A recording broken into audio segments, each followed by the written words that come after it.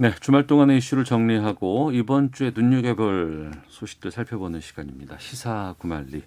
문화일보의 이현정 논설위원 나오셨습니다. 안녕하십니까? 네, 안녕하세요. 오마이뉴스 박정호 기자 함께합니다. 안녕하십니까? 네, 안녕하십니까? 예.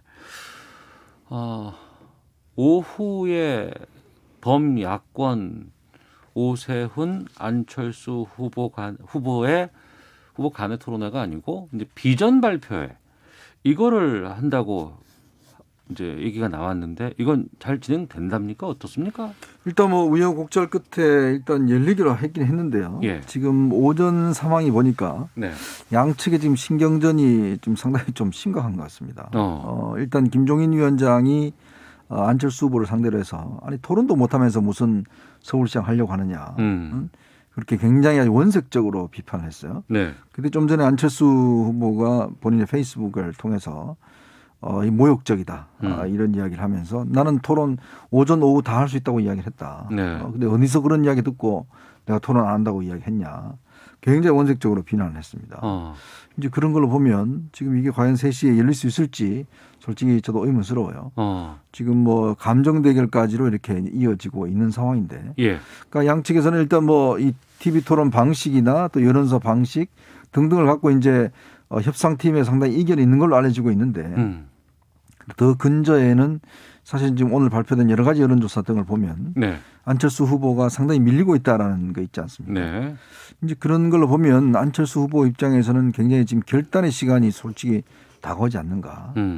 예를 들어서 이제 이렇게 계속 지금 불리한 상황이라면 과연 어떻게 정치적 활로를 지금 찾아나갈지. 네. 이 부분에 대한 저는 굉장히 지금 중요한 시점이라고 봅니다. 그러니까 정말 본인이 처음에 이야기했듯이 원칙대로 후보 단일화를 하는 건지 예를 들어서 뭐 토론회 한 2번 정도 하고 여론조사 기간 17, 18일 날 해서 19일 날까지 할 수 있는 건지 예. 아니면 지금 뭘 해도 안 된다고 생각을 한다면 이게 또 다른 결정을 할 수 있는 것은 아닌지 여러 가지 지금 오늘 상황 자체가 굉장히 유동적이고 아주 중요한 그런 시점이라고 할 수가 있겠습니다. 네. 일부에서 배준영 국민의힘 대변인은 뭐 여러 가지 얘기가 나오지만 19일 날은 분명히 단일화할 것이다. 이렇게 발표는 지금 계속해서 나오고는 있는데 네.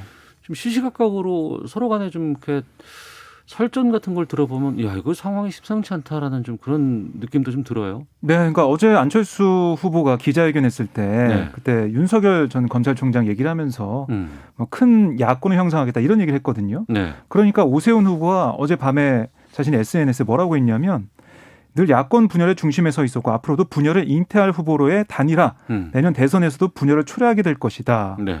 안철수 후보는 직격을 했거든요. 직격. 예. 그걸 보면서 오늘 또 안철수 후보가 당 회의에서 충격적이다. 뭐 이렇게까지 또 비판을 했는데요. 그 양측이 뭐 호프회동도 하고 하면서 서로 신뢰관계를 만들어왔다고 했는데 지금 막판에 가니까 네. 서로 신경전이 점점 가열되고 있고요. 이러다가는 19일로 예정된 약속했던 그 단일화 시한 지키기 어려울 수도 있겠다 이런 생각이 들더라고요. 네. 그러니까 오세훈 후보 쪽에서는 지금 국민의힘이 분위기가 좋기 때문에 지지율을 보면서 느긋한 상황이니까 계속해서 뭐 기호나 당 같은 그런 것들을 뺄 필요가 있냐? 그건 넣고 가야 되는 거다. 그런 원칙을 계속 강조하고 고수할 경우 그 안철수 후보가 받을 수가 없는 거거든요. 네. 뭐 받으면 그냥 뭐 질 수밖에 없는 그런 판으로 가는 거기 때문에 계속해서 물론 경쟁력에서도 지금 오세훈 후보가 많이 이제 올라왔다고 하고는 있지만 어쨌든 안철수 후보가 주장하던 것들을 포기할 수 없는 거란 말입니다. 그래서 그렇게 되면 과연 19일에 단일화가 이루어질 것인지 예전에 그 2012년 대선 당시에 네. 있었던 그 문재인 당시 후보와 안철수 후보 간에 결국 이루어지지 못했던 그 단일화 그렇게 재현되는 거 아닐까 이런 생각이 들고요. 민주당 쪽에서는 3자 구도까지 좀 생각하고 있다 이런 얘기를 좀 하고 있어요. 네. 아름다운 단일화 하겠다고 얘기를 했어요. 그리고 범야권이 모여야지만 이번 선거에 좀 상당히 가능성이 있겠다라고 생각을 했었는데 이 LH 이 투기 의혹 이게 지금 터지고 나오면서 분위기가 싹 바뀌었습니다. 그러다 보니 3자로 나와도 야쪽에서 이긴다더라 뭐 이런 얘기도 좀 들리기도 그렇죠. 하고 게다가 단일화 얘기를 했을 때 실무진에서 대부분 뭐 여론조사 방식이라든가 뭐 문안이라든가 이런 것들 알아서 처리를 할 거고 대표들은 후보들은 본인들이 만나서도 이거 잘 해결 안 되는 거는 간판 지면서 우리는 꼭 하겠다라고 지금 얘기는 나오고 있는데 주말 사이 상황은 좀 달라지는 것 같고요.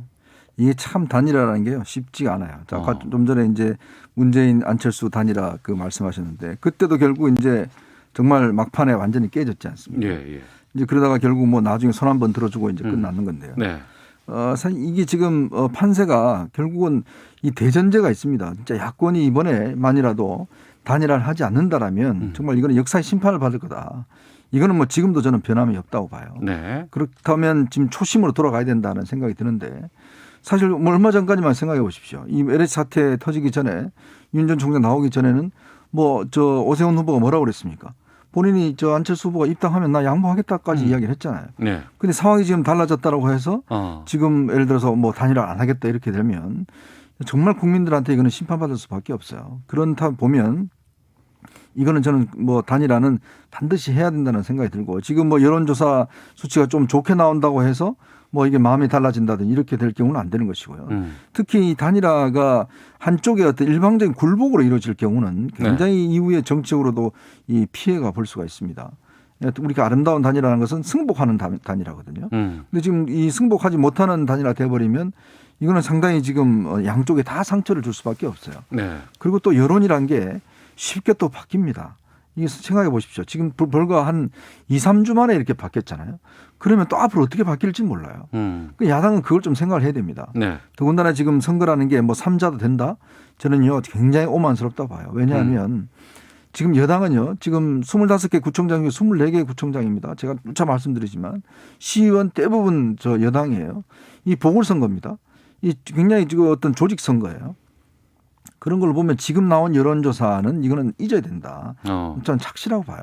네. 그러니까 그리고 여기에 또 뭐 역선택도 많이 있는 것이고 그러면서 보면 정말 예전으로 돌아가서 진짜 우리가 단일 안 하면 정말 힘든다라는 걸로 돌아가야지 그렇지 않고서는 지금 정말 양 후보가 단일하지 않으면 이거는 굉장히 국민적 심판을 받을 가능성이 있습니다. 민주당은 이제 오늘 토론회 하고 나서 양일간의 여론조사 하고 나서 바로 발표한다는 거죠, 지금 민주당은? 네, 오늘 저녁에 토론회가 예정돼 있고요. 예. 그리고 내일하고 내일 모레 이틀간 여론조사.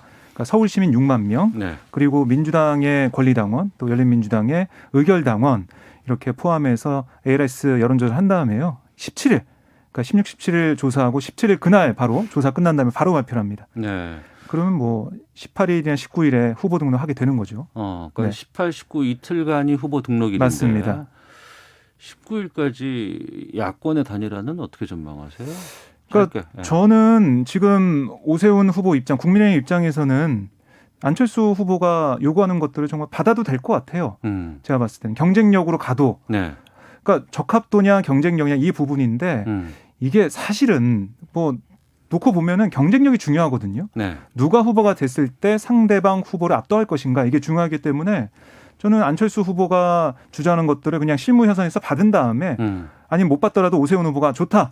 뭐 이렇게 여러 가지 얘기가 나오는데 그러면 대승적으로 안철수 후보 쪽에서 주장하는 요구하는 것들을 받고 우리 아름다운 단일화 하자. 이렇게 나오는 게 오히려 괜찮을 것 같고요. 그러니까 김종인 위원장이 계속해서 안철수 후보를 향해서 여러 가지 뭐 토론도 못하는 후보고 이거 기호나 당 이름 당연히 넣어야 되는 거지 왜 그걸 안 받겠다고 그러냐 이렇게 계속 공격하고 있는데 네. 그런 것보다 제일 야당으로서 크게 열어서 하자. 아름다운 경선을 가자라고 받게 된다면 그게 야권 단일화가는 제일 빠르고 최적의 길이고 방법이 아닐까 생각을 해요. 네. 그게 안 되게 된다면 또 다시 계속 늘어지게 되고 19일을 넘기게 되고 결국 후보 이름 그 투표용지에 인쇄할 때까지 뭐 되고 안 되고 이렇게 된다면 결국 아까 그 말씀하신 것처럼 이게 분위기는 금방 또 바뀔 수가 있거든요. LH 사태라고 해서 지금 정부와 여당이 힘들지만 이게 또 어떤 제보가 들어가서 어떤 게 불고 나올지 모릅니다. 네, 어떻게 전망하세요? 그러니까 지금 저는 안 후보가 가질 수 있는 마지막 카드가 한 장이 있어요. 뭐죠? 전격 입당을 선언하는 겁니다. 입당을 한다 국민의힘으로. 네. 네. 저는 그밖에 지금 남은 카드가. 그런데 거기에 대해서는 절대 안 한다고 했어요. 그러니까 이게 지금 절대 안 한다는 게 그럼 안 하면 뭐 할 거냐는 이야기. 왜냐 일단 이겨야 될 거 아니겠습니까? 예. 본인이 이 정치라는 게 이기지 않으면 아무 의미가 없습니다. 그렇다면 지금 본인이 처음에 입당을 안 하겠다고 주장했던 여러 가지 명분, 네. 중도층을 뭐 끌어와야 된다, 뭐 등등 뭐 색깔에 따라 했지만 지금의 여론의 어떤 성향을 보면 일단 이 제1야당에 좀 힘을 실어줘야 된다는 여론들이 많잖아요. 그리고 또 예를 들어서 본인이 거기서 충분히 할 역할이 있고 한다면 그렇다면 예를 들어서 김정일 위원장 만나서 전격적으로 입당을 하고 그렇다고 이제 그러면 똑같은 그 어떤 조건 하에서 여론조사를 하게 되면 저는 마지막으로 분위기를 반전시킬 수 있는 가능성이 있는데 현재 지금 이 상황 이게 좀 시간이 더 있으면 모르겠지만 지금 며칠 남지 않은 상황에서 지금의 여론조사 추이나 이런 걸 지켜보면 이렇게 될 경우는 안철수 후보한테는 상당히 좀 희망이 점점 없어져 가는 상황이 아닌가. 그렇다면 아마 본인도 고심할 겁니다. 이게 마지막 그럼 카드가 뭘까? 네. 이걸 어떻게 던질 것인가?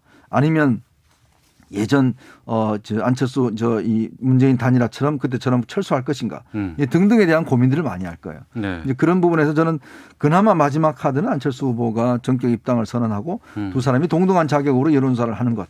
이것밖에 없지 않나 지금 그런 생각입니다. 네, 3시 예정돼 있는 비전 발표에서 어떤 뭐 얘기가 오가는지 또 기자회견도 이어서 한다고 하니까 좀 지켜보도록 하겠습니다. 자, 시사구말리 다음 주제로 가보겠습니다. 지금 주말 사이에 문재인 대통령 사절 둘러싼 논란이 지금 상당히 좀 불거져 있는 상황인데 박정호 기자 어떤 거예요? 이게? 그러니까 문재인 대통령이 지난해 4월 새 사절을 짓기 위해서 경남 양산에 부지를 매입을 했는데 이 중 일부가 농지다. 이게 확인돼서 농지법 위반이 아니냐 이런 의혹인데요. 이게 지난해 국감에서도 계속 시끄러웠던 겁니다. 국감을 통해서 청와대와 여당은 다 해명됐는데 이걸 다시 끄집어내는 이유가 뭐냐. LH 사태에 편승해가지고 뭐 정치적 이득을 노리는 게 아니냐. 이런 얘기를 하고 있는 거고요.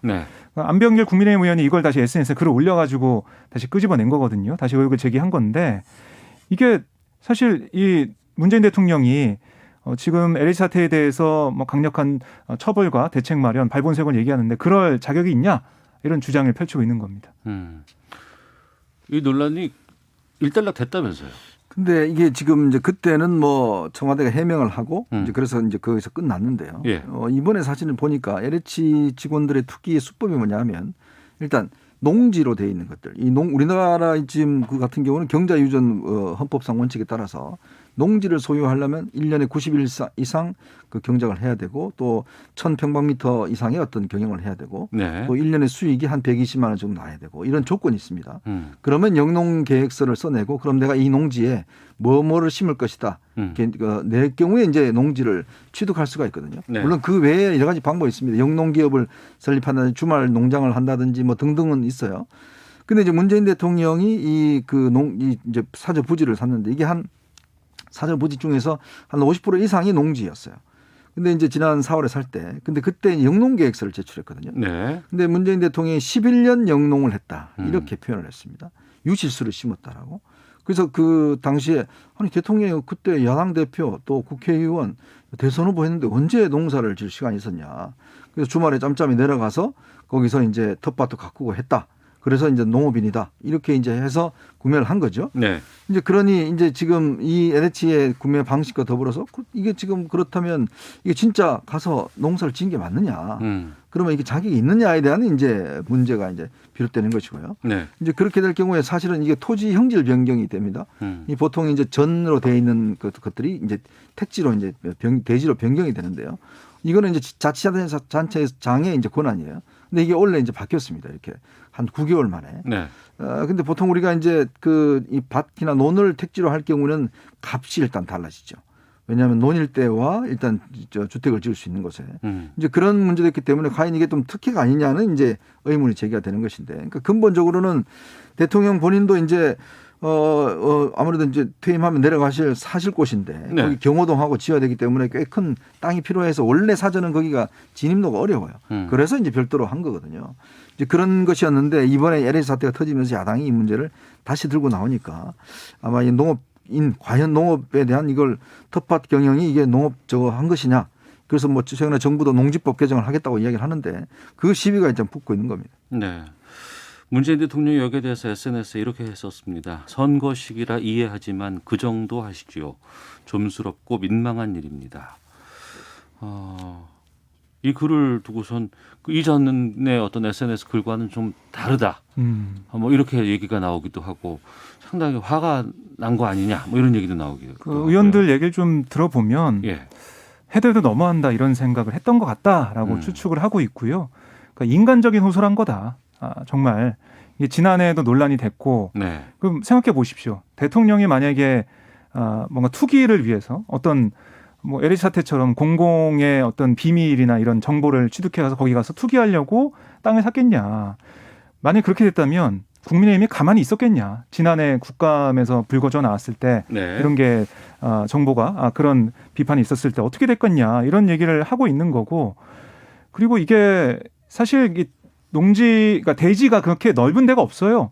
경호동에 이런 게 다 들어갈 수 있는. 그래서 어떻게 보면은 시골에서는 농지를 낄 수밖에 없는 그런 지형적으로 그런 게 있는 거고 뭐 형질 변경 얘기를 하고 있는데 그게 또 거기서 불법이나 뭐가 특혜가 있었다면 그동안 드러났고 여러 가지 뭐 불법이나 특혜나 이런 게 없었다는 걸 청와대가 계속해서 얘기하고 있는데 네. 그걸 지금 LH 사태와 맞춰서 끄집어내서 다시 그걸 제기하는 것 자체 그리고 특히 노무현 전 대통령 사저 아방궁이라고 얼마나 많이 비판했습니까?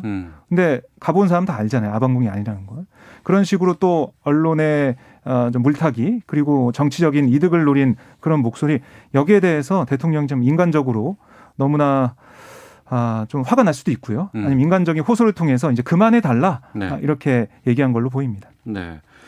그러니까 이 LH 사태가 파장이 정말 어마어마하게 지금 번져갖고 있고 또 이걸 또 어떤 곳에서는 뭐 역이용하는 그런 모습들도 좀 정치판에서는 좀 보이고 있는 것 같기도 하고 주말 사이에 여론조사도 지금 이거를 상당히 좀 이렇게 뭐랄까 휘청거림 이런 것들이 좀 있지 않나 싶어요. LH 사태로 박영선 서울시장 후보 쪽에 타격을 입었다 이런 분석들도 나온다고 하는데 이게 이번 선거에 어떻게 좀 영향을 끼칠 것 같으세요? 사실 뭐 지금 주변에 이렇게 들어보면 네. 이 분노감들이 이게 뭐 보통이 아닙니다. 뭐 다 아시겠지만 사실 이 정부 들어서 지금 집값 상승 오늘 좀 전에 아까 이제 공시지가 네. 했잖아요. 공시지가 지금 엄청나게 올랐거든요. 왜냐하면 결국 집값이 오르니까 공시지가가 오른 겁니다. 네. 그만큼 서민들이 지금 집을 구할 수 있는 지금 방법이 없어요. 대출도 막혀 있죠. 그러다 보니까 그렇다면 이 LH라는 공사가 2009년도에 토지공사와 주택공사가 합병이 되면서 이 권한을 막강한 권한을 갖고 있어요. 예를 들어서 재개발 지역에 지정할 수 있는 권한, 토지 형질을 변경할 수 있는 권한이라든지 또 독점적으로 개발할 수 있는 권한을 가지고 있습니다. 그러니까 국민들이 그 LH를 믿고 맡긴 거죠. 그리고 신도시라는 데가 어떤 건지 우리가 1기, 2기, 3기 했는데 이 신도시 개발하게 되면 아무래도 이제 그 땅 보상 문제 때문에 많은 분들이 그 돈을 그래서 투기를 할 수가 있는 가능성이 있거든요. 저도 뭐 이 신도시 개발하는 걸 좋아하지 않는데 그렇게 되면 많은 돈이 풀립니다. 근데 지금 보니까 이게 뭐 전국 곳곳에 사실은 이번 8개 신도시만 하더라도 LH 직원들이 자기들 정보를 이용해서 지금 투기를 한 사실들이 드러났고 지금 2명이 또 극단적 선택을 했지 않습니까? 네. 이제 그러다 보니 국민적 배신감이 너무 큰 거죠. 아니 내 집도 없어 죽겠는데 이렇게까지 지금 권한을 가지고 있는 사람들이 정보력을 이용해서 국회의원들이나 또 LH 직원들 같은 경우에 이거를 뭐 전부 다 투기를 하고 있으니 이 국민들은 뭐냐? 정말 정당하게 월급 정말 저축해서 집을 구하면 이거 바보 아니냐. 이런 국민적 심정들이 지금 나타나고 있으니까 이게 다 여당의 책임으로 가고 있으니 아무래도 이제 이게 지금 여당 후보들이 지금 직접적인 영향을 받을 수밖에 없는 네. 굉장히 저는 대형 악재라고 봅니다. 여당의 책임론 민주당은 지금 어떤 상황입니까? 뭐 상황이 좋지는 않습니다. 상황이 좋지 않고 어떻게든 이 사안을 빨리 정리를 하고 수습을 해서 다음 스텝으로 가야 된다 이런 생각을 좀 하고 있는데요. 네. 특히 이제 박영선 후보가 특검도 제안했고 이 3기 신도시 그 부지 관련해 가지고 전수조사 좀 해야 된다는 얘기까지 하면서 수습 쪽으로 이제 가고 있는 상황인데 이게 얼마나 효과가 있을지는 좀 더 봐야 될 것 같고요. 아직은 LH 사태에 대한 민심이 너무나 안 좋기 때문에 특히 중도층에 대한 그런 반발이나 비판의 목소리가 크기 때문에 이거 좀 어떻게 하면 바꿀까 이런 수습책을 좀 고민하고 있다. 네. 이런 상황이고요. 정부는 정부 나름대로 당은 당 나름대로 정책과 대책과 법안을 계속해서 마련하고 있는 상황입니다. 그러니까 뭐 정부의 2차 조사도 이루어진다고 하고 1차 조사 발표했지만 20명밖에 안 나왔어요. 네. 그리고 또 실명으로 이거 하겠느냐. 그렇죠. 네. 그리고 또 이제 그 안에 오히려 그 땅 말고 주변 땅을 더 샀을 거다. 아는 사람들은 다 주변 땅 산다더라. 뭐 이런 얘기도 나오고 있습니다. 그리고 이제 경찰에서 철저하게 수사를 하라고 하고 이게 검경수사권 조정 이후로 첫 번째 이게 상황이라고 하고 아니다. 국민의힘에서는 아니 검찰이 수사를 잘하는데 검찰에다 맡겨야지 뭐 이런 얘기도 나오곤 있습니다. 어떻게 될 것 같으세요? 그래서 이게 참 저는 이 정부가 좀 굉장히 딜레마를 자꾸 하는 것 같은데요. 네. 보통 이런 사건이 터지면 제일 중요한 건 뭐냐면 전수조사 이거 힘듭니다. 왜 그러냐면 전수해봤자 이름 맞춰보는 양식이잖아요. 네. 아니 누가 자기 실명으로 이렇게 투기를 하겠어요. 그 실명으로 한 사람은 오히려 순진한 사람들이죠. 예. 자기 친인척, 친구 등등 통해서 다 할 수 있는 방법이 있지 않습니까? 그러면 이렇게 광범위한 것 자체는 일단 땅과 돈을 따라가야 돼요. 사람 따라가지 말고. 그렇죠. 사람 따라가면 이게 실패합니다. 예. 왜냐하면 어떤 지역에 갑자기 이제 토지 거래가 갑자기 상승하는 수가 있어요. 그러면 그거를 정보당국이 쳐다봅니다. 네. 왜 그리고 또 갑자기 세금 내는 사람이 많아져요. 그럼 국세청이 다 알아요. 네. 그러면 그거를 따라가다 보면 그 자금원이 누구고 누가 샀는지가 나와요. 네. 그러면 이게 그래서 이제 어떤 적발을 하는 건데 이거를 무작정 이 8개 신도시에 전수조사를 한다면 시간도 걸릴 뿐만 아니라 이게 조사가 지금 원활하게 되죠. 왜냐하면 중요한 거는 지금 정보를 어떻게 지금 서로 교환했냐를 밝혀내는 거 아니겠습니까? 그러면 압수수색을 빨리 해야 돼요. 네. SNS나 이런 걸 통해서 정보를 누가 교체했는지 이건 다 지우는 거거든요. 지금. 그다음에 이제 이 땅과 자금을 찾아 들어가야 되는 거고. 이제 그걸 어떤 면에서 제일 잘할 수 있는 게 지금 2,200명 검사들이에요. 전국의 검사들한테 맡겨놓으면 합니다. 근데 문제는 딜레마가 검경 수사권 조정 때문에 검찰에 안 맡겨놓으니까 맡기 싫은 거죠, 이제. 자기들 왜냐하면 이 검경 수사권 조정한 게 잘못된 것이라는 게 드러나니까. 그래서 지금 자꾸 뭐 국가수사, 뭐 국세청 등등 이야기를 하는데 제가 봤을 때는 이렇게 해서는요, 시간이 오래 걸릴수록 이미 범죄자들은 다 은폐 방법을 찾습니다. 그러니까 지금이라도 저는 오히려 검찰한테 맡겨서 너네들 얼마나 잘하느냐 한번 보자. 그렇게 하면 검찰이 열심히 할 거 아니겠습니까? 그러면 그것이 국민들이 그걸 보면서 그만큼 문제점을 느끼고 하면 되는데 자꾸 이게 어떤 면에서 보면 검찰을 배제하는 듯한 걸 인상을 주면 나중에 아무리 수사 결과가 잘 나와도 이게 국민들은 또 숨기고 있는 거 아니야? 이런 의문을 가질 수밖에 없어요. 네. 이런 고민들이 여당 쪽에서 좀 있을 거 아니에요? 뭐 얘기가 좀 있긴 한데요. 우선 기본적으로는 검경 수사권을 통해서 분리가 됐습니다. 분리가 됐고 지금 경찰 얘기를 들어봐도 이런 수사 할 수 있다라는 얘기를 하고 있고요. 특히 국세청이나 금융위원회가 같이 들어와서 지금 여러 가지로 함께 보고 있어서요. 수사를 하게 된다면 이게 다 나올 거라고 얘기를 하고 있고 특히 만약에 지금 이런 상황에서 검찰한테 다시 수사를 해라. 그러니까 어떻게 보면 윤석열 전 총장이 어떤 언론하고 얘기했던 그런 부분들이 현실화되는 부분인데 근데 좀 놓고 보면 이른바 특수부에서 조사했던 그런 조사에서 기소한 그런 상황을 보면 이게 무죄 확률이 훨씬 높아요. 그러니까 수사할 때는 막 뭐 화려하게 뭐 이렇게 조사를 하지만 결국 그 결과는 뭐 없다는 거거든요. 서영교 의원이 그때 자료를 좀 냈었는데 그런 걸 보면 이게 검찰의 좀 논리에 따라서 그렇게 가게 된다면 오히려 더 큰 것. 그러니까 검찰 개혁이나 이런 부분들 이걸 놓치게 될 수도 있다. 이런 고민을 정부 여당에서 좀 하고 있고요. 그래서 우선은 그 특검 얘기가 나오는 게 그럼 경찰에서 수사를 하다가 특검을 빨리 논의하면은 출범시키면은 그 누구나 다 납득할 수 있는 수사할 수 있는 그런 인력이 들어오지 않겠냐. 그때까지 경찰이 특수본이 하다가 수사를 넘기면 된다. 뭐 이런 얘기까지 나오고 있습니다. 니네가 잘못했다. 니네가 잘못하는 거 아니냐. 뭐 이런 주장도 있긴 합니다만 솔직히 지금 의원들 쪽 전수조사 얘기는 지금 쑥 들어가 버렸어요. 지금 이건 어떻게 되는 거예요? 그러니까 지금 이제 흥묘백묘론이 있잖아요. 일단 고양이가 뭐 일단 쥐를 잘 잡으면 되지 않습니까? 근데 지금 뭐 예를 들어서 특검 하자 그러면 특검 해봐야 몇 명입니까? 검사 한 10명 정도 돼요. 10명에서 이거 다 어떻게 합니까? 전국에 지검지청 다 있습니다. 근데 그걸 사람들 왜 놀립니까? 더군다나 지금 중요한 거는 이 국회의원도요. 이 자꾸 전수조 이야기하는데 이분들도 마찬가지예요. 제가 아까 말씀드렸듯이 지금 그 국회의원들 다 재산 공개됩니다. 그것만 좀 보면 알잖아요. 그러면 이 전수조 의미 없어요. 그러면 이거는 예를 들어서 정말 지금 한 6명 나온 것도 보면 그런 식이거든요. 그러니까 정말 이거는 투기를 하려면 제가 아까 말씀드린 방식으로 그렇게 자꾸 들어가야지 이 전수조 하다가 나중에 안 나오면 그냥 그럼 없는 겁니까? 사람을 줬지 말고 땅과 자금을 그러니까 오히려 면죄부를 줄 수 있다는 거예요. 괜히 300명 이미 다 이분들은 다 재산 공개됩니다. 근데 이 본인들 명의로 절대 가시지 않아요. 이거는 지금 뭐 어떻게 뭐 하겠다고 처음엔 얘기했다가 지금 쑥 들어갔죠. 전수조사는 민주당은 이제 하자고 하고 있고요. 국민의힘은 민주당이 먼저 하고 그거 보고 우리가 알아서 하겠다. 이런 입장인데요.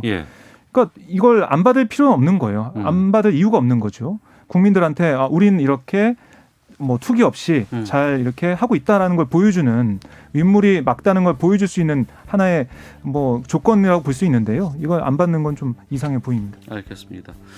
시사구말리 마치겠습니다. 이현종, 박정호 두 분과 함께했습니다. 오늘 말씀 고맙습니다. 네, 고맙습니다. 예.